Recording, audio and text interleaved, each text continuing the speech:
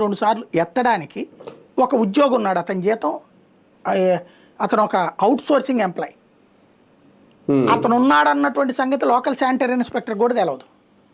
రికార్డుల్లో ఉంటాడు, చేస్తాడు అతని పని, నిరంతరం చేసుకెళ్ళేవాడు.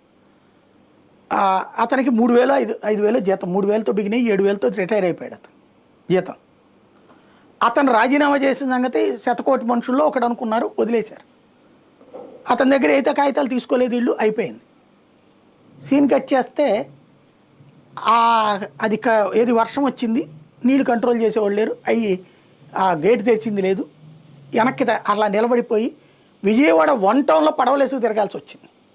బోడెం హోటల్ సెంటరు, జెండా చెట్టు సెంటరు, ఆ ఏరియాలో ఎందుకు వచ్చిందని చెప్పి అప్పుడు ఎవరికి అర్థం కాలేదు. ముందు అసలు నీళ్ళని ఎటుపోయా ఎడుగు పంపించాలో అర్థం కాలేదు. ఎందుకంటే అది కృష్ణానది నీళ్లు కాదు, అవి కృష్ణానది మునిగింది కాదు. కృష్ణానది మునిగితే గట్టెనకాల భవానీపురం అది మునుగుతుంది, ఇక్కడ మునిగేది ఏరియా కాదు ఇది.